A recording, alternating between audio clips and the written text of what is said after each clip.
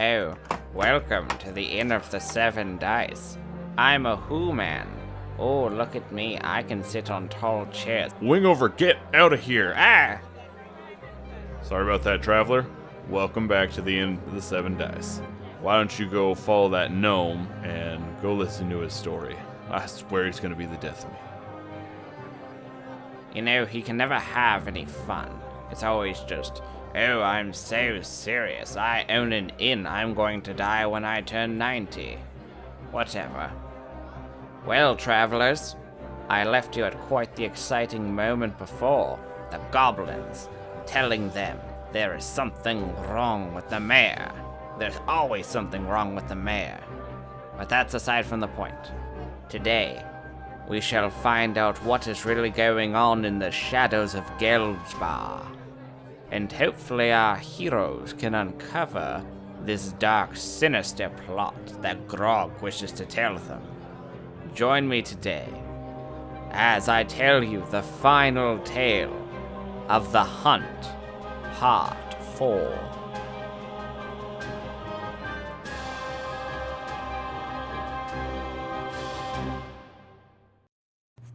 Hey, I'm Robert. I'm playing level 2 Gith Yankee Ranger, MZ. Hi, my name's Humberto. I play Bordon, the level 2 cleric.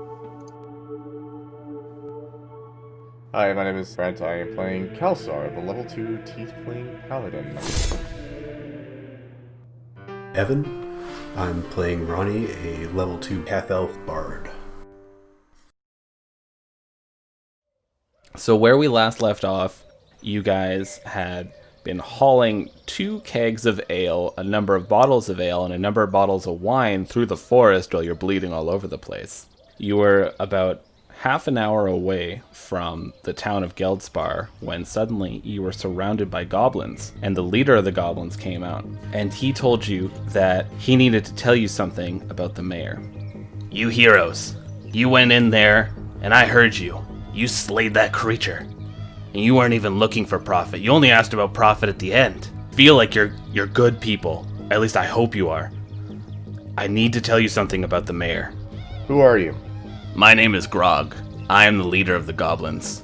I've been helping keep this creature at bay while the humans were too busy trying to kill us. And this is all because of that mayor. We went to talk to him and try to set up some sort of peace treaty while this creature was attacking us. We could both band together and fight it. But he didn't like the idea of goblins, calling us goblin scum, being in his town. So he hired cutthroats to come in and start attacking us, and start attacking farmers, claiming the goblins did it. Now I get, you probably don't want to run in there and start making a fuss in this town. You don't really know us, we're goblins, you probably think we're just monsters. But I'm willing to pay you if you do something about that corrupt mayor. Throw him in jail, punch him out, cut him down, I don't care what. We lost many people because of him. With due respect, we don't think you're monsters. At least I don't think you are. Sure. Speak for yourself. Yeah. I just roll my eyes. Steve, is he a monster? No, he ain't no monster. He's the leader of these people. They're just people like us. Nah, I'm just kidding. I could talk now, right? You're not gonna kill me? Yes. Oh, thank God. Opinions. Are we taking a knee here?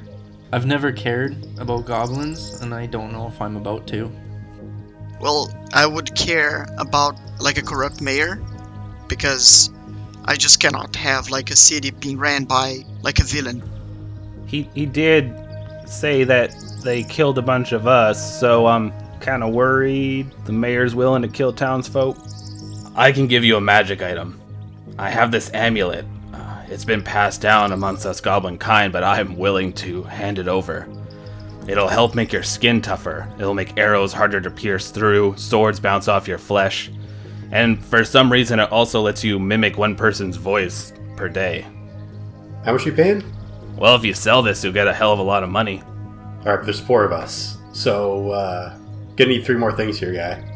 It seems it's at least worth investigating.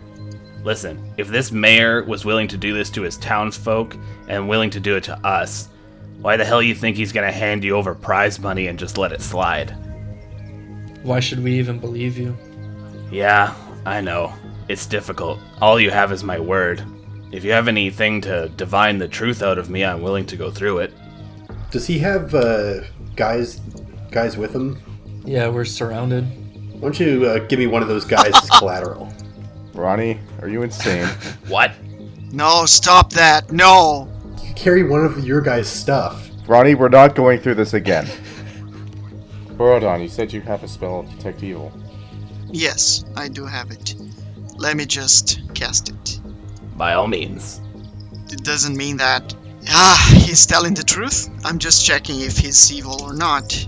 So there may be a false positive, but So you channel this magic, and as you're chanting these holy words, and then you force out this wave of energy from you, your eyes can suddenly see things a little differently. It's like the world's a little hazy, and when you normally would look at someone with evil, there would be this darkness around them. And when you look at all these goblins, and you double check the rest of the people around you too, everyone does not seem to be evil. I tell the group that he doesn't seem to be evil. Again, it doesn't mean he's telling the truth. I mean, I'm a good guy and I lie all the time. Well, we do know that we shouldn't be, blindly attacking them. We can at least hear them out. We can go investigate the mayor, see if we can find anything that proves his intentions. Maybe he has some paperwork, proving that he has, hired thugs and whatnot. Well, we're going to be moving back into our cave. I guess consider the alcohol you took a thank you. Thank you. And if you need to come see us, then by all means, let us know what happened to the mayor. Or we can come back to the town after a day or so if you want. It might be best if we come see you. We're not sure how long this could take, and you could be running into danger.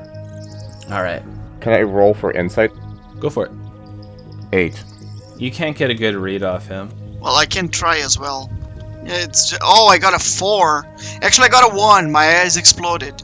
Borodon, you just can't get past that feeling that this goblin, he is a goblin at heart. You're just supposed to go in and trust his word. You just don't feel good about the situation. Okay, so I just round the group and I say, well, like I said, maybe it was a false positive because I'm having a bad feeling about this. Maybe we shouldn't trust this goblin. Still, we can't necessarily trust the mayor either. I mean, we don't really know anyone in this town, or really anyone in this realm. Sure, but should we be causing like a ruckus just because a goblin told us to do so? Not necessarily, but we can still investigate, and it does benefit us in the long run. I can't trust his word. I'll need a little bit more than that. If the group decides that we should go forward with it, I'll help you guys, of course, because we're in it together. But by me, if we are going to vote, my vote is no. I wouldn't trust him. What's everyone else's opinion? We did use the spell on him. We don't detect any evil intentions. I want that amulet. Look at Ronnie. Ronnie is like probably the most evil person in the world, but it doesn't show anything. Well, he's not necessarily evil. He's just probably the most selfish person. Not. I just want money. MZ, it lies on you. Like I've said, I agree with Borodon. It's a goblin. I don't really care about them. What about the villagers, though? They could be in danger as well. If the goblin's telling the truth, right? If he's not just trying to disrupt the city. Then I guess we go back to the town and see if we can figure anything out. Alright, well, let's head back to town then. But I forgot, did Steve say anything about like the mayor? He did not. No one asked him. Okay, so Steve, Yeah? what do you think of the mayor? Has he done anything like suspicious? He's like small town rich, Like he likes to wave his money around that he's all better than everybody. And just because his dad was mayor and somehow it's become like a family thing, I don't know. I just know he's the richest person and he's kind of a dick. Yeah, maybe the goblin's speaking the truth though. But power usually corrupts. So, let's see. We'll see. As you're walking through this underbrush and this dense forest, you're making your way back to town, but your wounds are really slowing you down and decide to take a short break. And as you relax and sit around, drink a little bit of water or a little bit of wine, Ronnie plays you a sweet, beautiful melody. And the strangest thing happens. Normally, you've all got injured at one time in your life, and it's taken, of course, days for something to heal up. Let's say you got a gash on your hand. It takes a while for that to heal up. But while you're sitting here and relaxing and talking to one another and listening to Ronnie's music, you see your wounds start healing up at this very fast rate, and you recover the HP that you got from your short rest. And this is all something that is not familiar to any of you. Ronnie, what is that song? It's amazing. What's it called? I haven't named it yet. What do you want to call it? We call it For Steve. Not the first name I would have came up with, but why not? You are so insistent on dragging this farmer everywhere. Love Steve. He's mine. I own him. You're not taking him away from me. We're not taking slaves. You don't own him. He's your employee.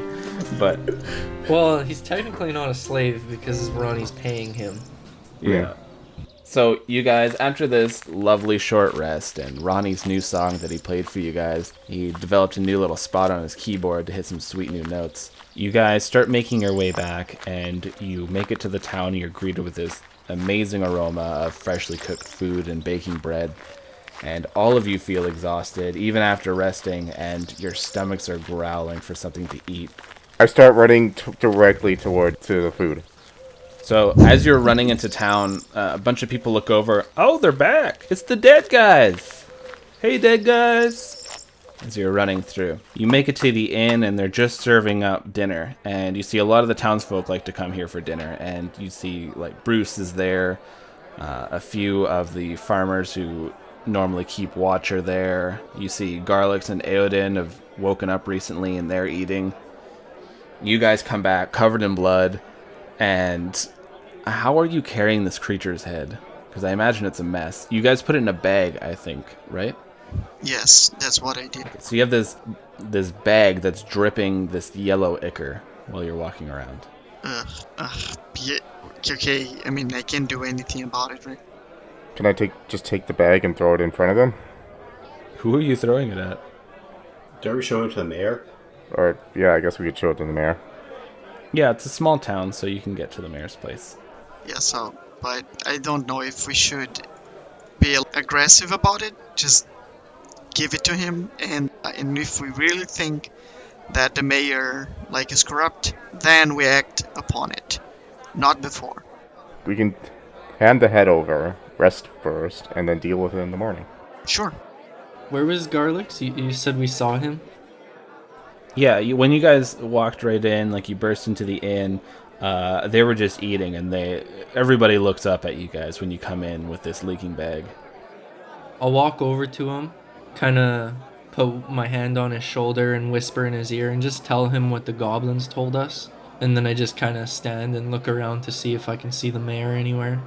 He takes this in, and he gives you a curt nod.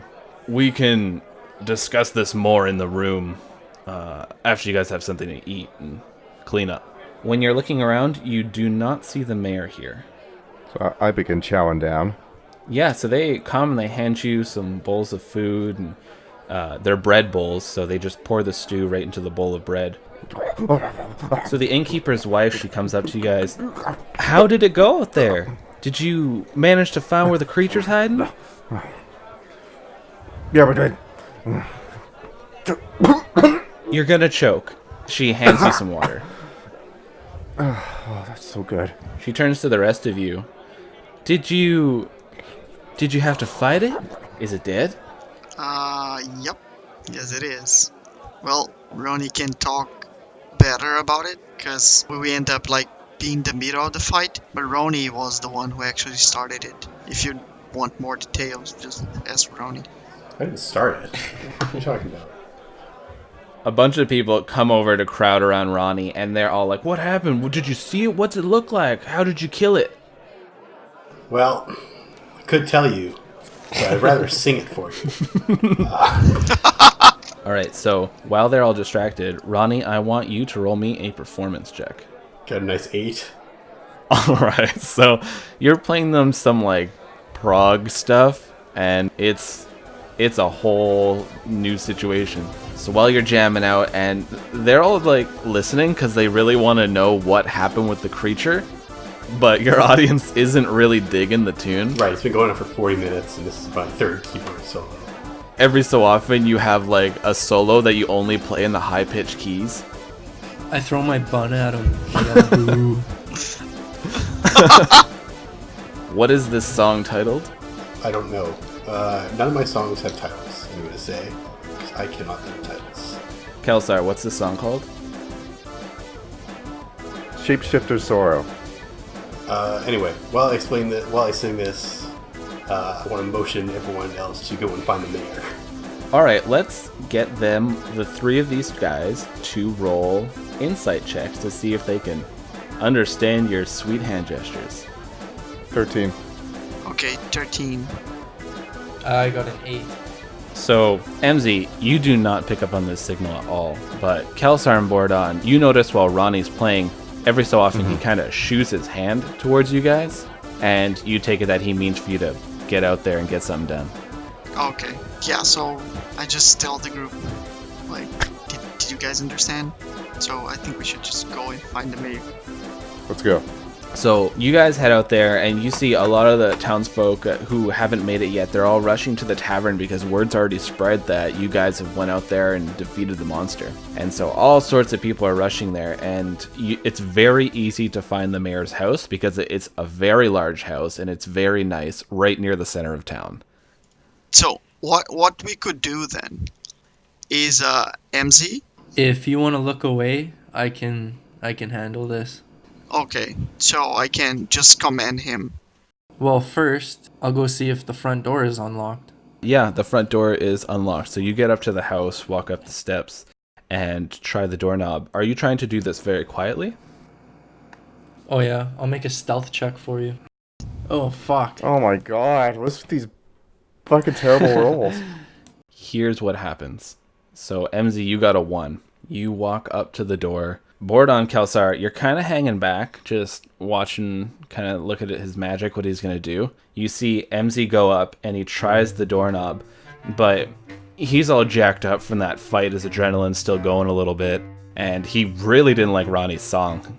And he goes to open up the door, but he leans a little bit with it too much, and MZ falls in to the house as he opens up the door. So MZ, you fall down and you catch yourself on your hands and knees, and you are inside the mayor's house. And a person walking by with a tray of tea looks down. Oh, hello. Can I help you?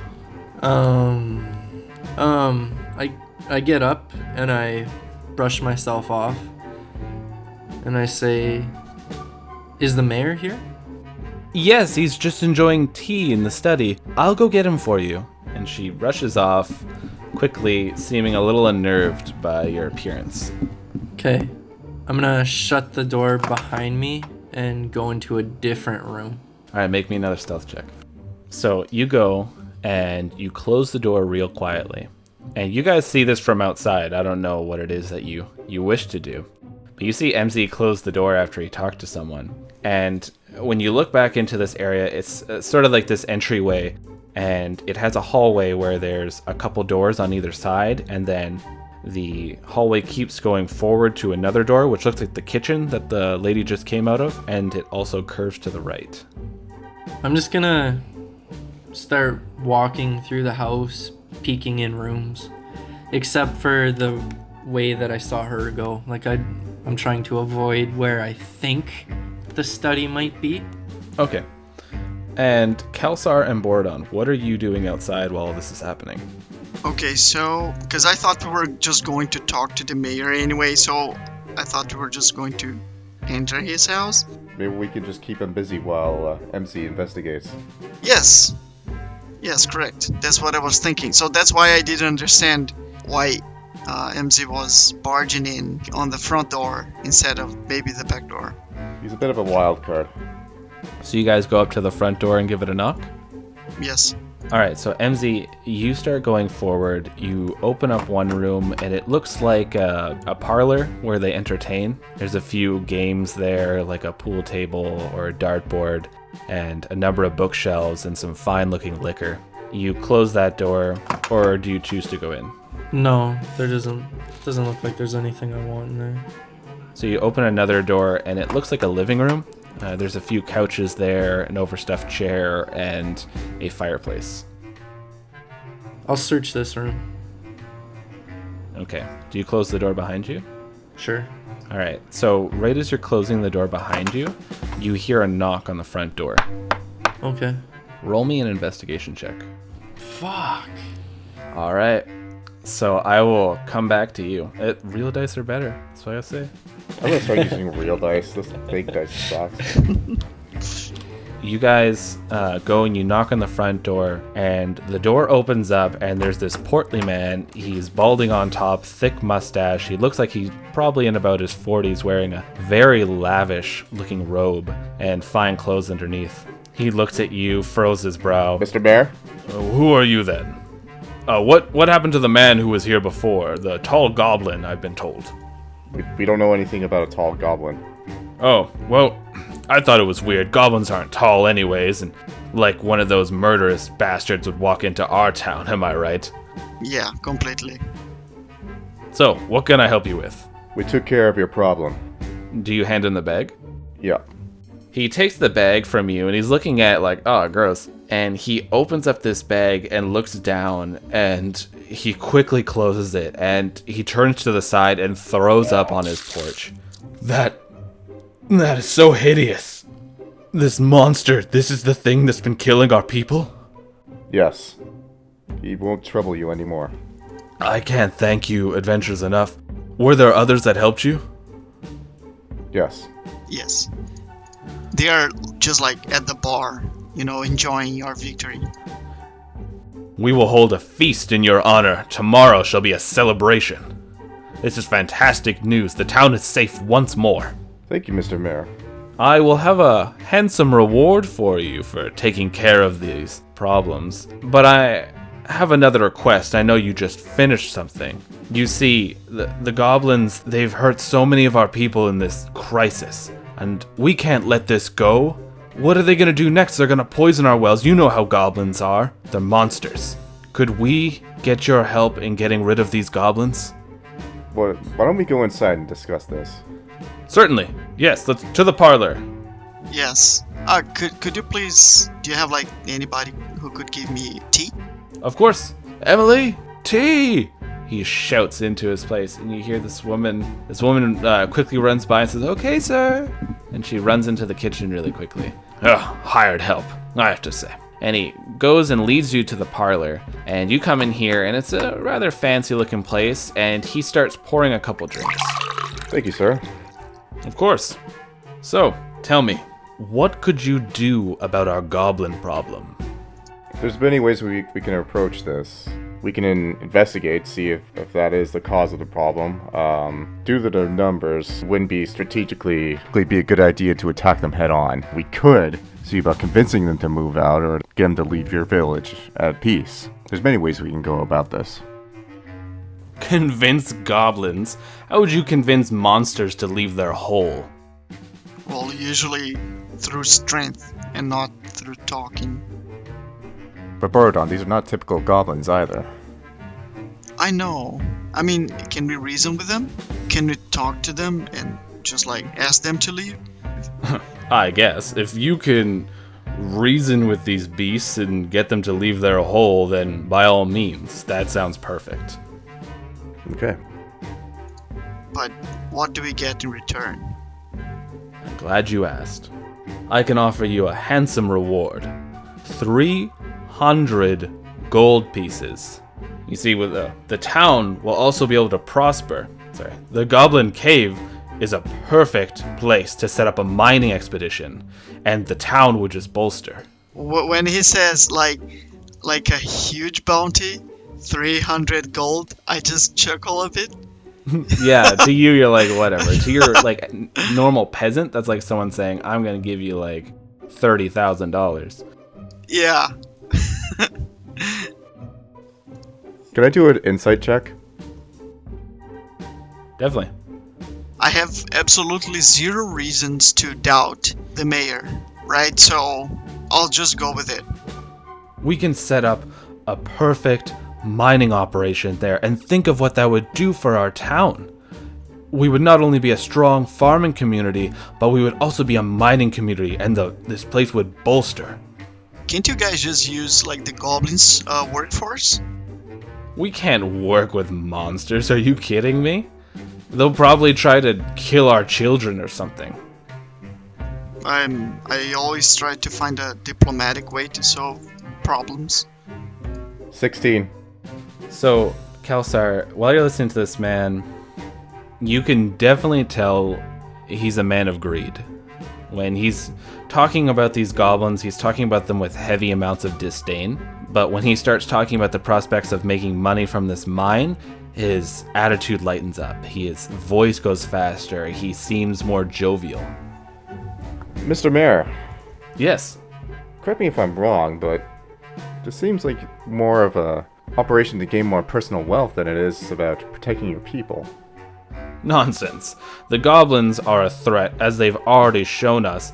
And not to mention, we will have more jobs and a steady income and increased trading here if we could get that set up. That benefits everyone in the town. Maybe there's a way where both parties could benefit. Alright, we'll consider your offer. And let's cut back to MZ. MZ, you were going through, you heard the mayor talk to them in the hallway and then lead them to the parlor. And while you're looking through, you can't find anything of use. It's all just stupid romance novels and other garbage in here. You find cigars, you find different kinds of brandy, but you don't find anything specifically relating to that. And you can still hear them talking in the other room after you finish searching. Well, then I guess I'll go to the next room. Where will you go? To the next room. If there's nothing, because I made my search check or investigation, and I can't find anything in here, so I'm gonna go to the next room. Maybe I'll see if I can find his study now that he's not in it. Sure. Make me another stealth roll and an investigation. Okay, here's my stealth. Fuck. And you wanted investigation. There we go. So here's what happens. MZ, you go out of there and you close the door a little loudly and you wince, but nobody hears it. And you start squeaking by on these creaky boards, and just as you're going past the kitchen, you hear someone yell, "Shit!" and just a clatter as you hear a number of plates and cups breaking on the floor because she rolled a 1. And you sneak on past and you find a door that's open, and it looks exactly what you're looking for. There are long bookshelves that are filled with important documents. There's a writing desk, a large overstuffed chair, and you quickly rush in here. You're going through desks, you're going through things, and you manage to find a pamphlet that looks like it has information on a mining operation that people are ready to sign off on. And you find another one where it's a receipt that the mayor has for using 200 gold recently. But you're not sure who or what it's for. It just said it's signed off to Aaron Bordeaux. Okay. And that's all you managed to find. And you can now, from where you're at in the house, you can still hear this loud mayor talking, and it sounds like they're starting to finish up their conversation. Okay, I guess I'm gonna leave then. So we'll go back. So MZ, you managed to slip right out of the house, no problem. And Bordon and Kelsar? Yes, so see to it, think about, we'll have the feast tomorrow, we'll have a wonderful celebration, and if you wish to join us, then that would be fantastic. We can get rid of this goblin scum, and we can enjoy ourselves. I'll shake the mayor's hand and I'll say, "Thank you, Mr. Mayor. We'll consider your offer and we'll get back to you." Of course. And he shakes your hand. Yes, for sure. And I just... yeah, I can shake his hand as well with my golden plated arms. You know? He raises an eyebrow while he's shaking your hand. Fancy taste, I see. Yes. So as you guys are leaving, you see that MZ is just a little bit ahead of you. and you exit just as MZ is getting a little far off the porch. He said, I don't know where Emily is. She was supposed to bring us tea. I'm so sorry about that. Like I said, hired help. It's okay, Mr. Mayor. We have lots of work to do. It's fine. Of course. Go enjoy yourselves. Rest up at the tavern, and it looks like you could use a wash. Oh, yeah, I guess we could. So he nods his head and wishes you good day, and you hear him close the door and go, Emily, fool girl, where are you? As he starts walking away. Well, I guess we should, let's meet up with MZ, see what he found. All right, so you rush over to MZ. It doesn't take you very long, just like 2 minutes. You get over to him just as you guys are entering the tavern. All hands, the pamphlet for the mining expedition and the receipt over to Borodon. Since he is an advisor, I'm sure he's dealt with receipts and stuff. I don't know. So, should I use like insight history? Which one? Make me an investigation on the mining pamphlet, and you can use an insight on the receipt, since there's not a lot to really investigate. It's just a receipt. As I'm handing the stuff over, it's like we're walking into the tavern so that we're back with Ronnie and everything. Yeah, and Ronnie's song is just coming to an Thank end, and you God. see like people are listening with one hand over one ear, and they're like, I'm sending out Steve with a hat trying to get tips. Well, Ronnie, that was like good. Brutal. you get 7 silver. It's more like an appreciation for taking care of the monster. So I rolled a 15 for the pamphlet or the receipt. So I got 20, not net 20. So Borodon, looking this over as Ronnie comes and joins you guys, you're taking a look, and this pamphlet has been thought out for months. You can tell this is a project that somebody's been looking at, and they've been very meticulous at. So whatever it is he's been planning for this mining operation, he's had it a long time running, and he's been working with people to figure out how to get it done. Did you get the reward? Mayor gave us a reward, right? This goes deeper than that, Ronnie. As far as the receipt goes, you take a look at it, and you find it very odd. It has a name, it has an amount of gold, but there's no actual details. So what's the point of keeping a receipt like this unless there's something you didn't want to know about this receipt? This is definitely suspicious. This isn't about the water poisoning. This is about greed. He wants that mining operation more than anything. And I could guarantee you that money is not going to go to the villagers. Actually, I would say that maybe it go even deeper. Maybe there's something else in that mine. Someone's hiding something. This name under here. We're finding this person. Asking some questions. And Ronnie, you don't see a reward with these people. You guys have one job. You showed him the head. Where's the reward? Well, you had one job to actually play something well, and you couldn't do it, right? So I made 7 silver, which is more of a reward than any of you guys got. for now. Well, we are having a feast tomorrow in our honor. Maybe we'll get something then. Garlix comes up to you guys with Eodin. So, what did you guys find? And was there anything else about this beast? Actually, you know what? Come over to our room that we're renting. Come with us and we'll talk about it there. Okay. So he leads you guys off into this room. It's like a 2-person room, so you're all kind of just hanging out. It's like 6 people in a hotel room kind of thing. All right, so maybe we should have some background noise so that nobody could hear us. Ronnie, could you play something while we're talking? My music hasn't been appreciated lately, and until I get an apology, I'm not playing anything. No. Ronnie, that last song was really... Okay, do a persuasion check. Yes. Okay. Yours the best. 20... A lot. 23, I think. Ronnie, you can have a choice in this one. You can go along with the praise and feel real good, or you can roll a charisma saving throw. Yeah, rolling save and throw. I got 15. All right, so you love those buttery words. They make you feel a little better. Yeah, Ronnie, that was really... Oh man, Good. what was your favorite part? Oh, the solo. Yeah, the which solo. one? I have like 6 third in there. one. The third solo. It was only me playing, so it was all kind of a solo. But Yeah, I really liked the part where you stopped as well. That was the best one. Right in the middle.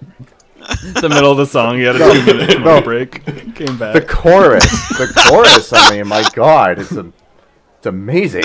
The chorus, right, guys? The chorus. Yeah, so good. all right, I'll play it again. Let me play it All again. right. Ronnie, roll me a performance. 13. All right, so it's actually decent. He's got some music going for your background, and Garlic's like, "All right, perfect. That took strangely way too much time." So tell me Everything seems to. Tell me what it is that you guys found. Did you go talk to the mayor? Did you get any good info? We actually got some interesting information. MZ investigated the mayor's place while we were talking to him. He found a receipt for a mining operation. All right, where is this mining operation going to be? It's going to be at the goblins' hideout. Now, the mayor was telling us that the goblins have been poisoning your water. Huh. Okay. Go on. You hesitated there. What do you think? Well, I mean, why would they just suddenly start poisoning water while they're being slaughtered? But, go on. Okay, that is suspicious. And we found a name on one of the receipts. Aaron Bordeaux. Does that name mean anything to you? Aaron Bordeaux. Oh, with a natural 20, yes it does. Huh. Yeah, that name means something to me. I ran into him once before, that cutthroat bastard. He stole my horse, he held me at knife point. I managed to take out 1 or 2 of his thugs, but he managed to get away with a bunch of my stuff. If he's involved in this, it's not for good reasons. We gotta find him. Well, good luck. That guy's probably riding off like days before we got here. Do you know which direction he was heading? Anything that could help us get back on his trail? Well, I got robbed right outside Sanctuary, so he's probably near Sanctuary. That's where we'll go. Well, I mean, we are headed there anyways, so... How many are with him as well? I'm sorry? Like, how many people usually, accompanies him? He had about 10. Just 10 people. Yeah, I mean, it was just me when he ran after me, so... Oh, so maybe we should, think about a plan instead of just Of going course. looking for this guy. Where is Sanctuary? Sanctuary is about 5 days east from here, so we'll have some time before we get to that area. But we gotta head out soon. I mean, we gotta get back. It's not too safe for us just to be hanging out outside HQ unless we're on a mission with some others. Of course. You will be joining us? We'll see. I'm gonna take you to Sanctuary, and I'll talk to some people. Okay. This last mission's been rough. I lost my 2 best friends back there. Wait. I'll roll persuasion, and I'll tell him that maybe he can get his things back. I got 18. All right. I'll help you, okay? But let's get some rest. It's late, and we gotta head out soon because we don't want to hang out here too long. If Matthews is chasing after you guys and you've had dealings with Durham, I really don't want to stick around. Of course. I think we could all use some well-needed rest. Oh, and a shower, too. And a bath. That sounds great. So, tomorrow we'll head out for Sanctuary. Alright. And just be careful, because I know you all feel like you're real strong, like you just took down a big monster, and that's great, and I'm glad you're more confident, but these things we face aren't always going to be this easy. I just want you guys to make sure you're still aware that anything bad could happen. We're well aware of the dangers. Let's get some rest. You guys all have rooms here. Let's try to get some sleep. So what do each of you do with the remaining evening? It's probably, I'd say, around 8:39, but you also had a full day of physical activity. I'm gonna get myself a midnight snack or evening snack. Okay. Ronnie? No one told me to stop playing. So Ronnie, that's good. I mean, I really appreciated the song. It was really nice. thanks. Can you spare your silver? Yeah. He hands you 2. Oh, thank God. That was really good, Ronnie. Really good. All right, so Ronnie, what would you like to do with the evening? Go to the bar, get a drink, pass out. Oh yeah, we got like tons of booze, so Yeah. Yeah, you do. Oh, yeah. Yeah, I'm not going to the bar. I'm going to our gallons and gallons of moonshine. Your private bar. you're just gonna take a dip in Yeah, or the stash. barrel. Ugh. Borodon, what do you do for the evening? I'll have to take a bath, of course, a prayer, and I'll keep examining like the invoice and the pamphlet, whatever, because even though like I know that this guy is a bad person, I just You want to be sure. yes, exactly. And MZ, what are you doing for the rest of the night? Yeah, like a hot bath, get cleaned up, and get some rest. And I'm gonna finish eating, take a bath, meditate for the night. So all of you bathe, Ronnie enjoys some delicious drinks, and you have yourself a nice, relaxing evening. And all of you go to your separate rooms and get some rest. And a lot of people are celebrating till a little bit later into the night. And MZ, I need you to roll me a perception check while you're sleeping. So you'll be at a disadvantage. That's a 9. So in the middle of the night, everything has gone to a dead quiet. You can hear crickets outside. That's about it. You manage to fall asleep really nicely. Suddenly, you hear a sound that just rouses you from your sleep. The door clicking shut. And you suddenly feel something grab onto your wrists and grab onto your ankles. And when you quickly open up your eyes, you see a man with skin stretched tight over his face, a gray, bristly beard, wearing shabby robes, and he has yellow eyes. And he leans over you and says, "Hello, MZ."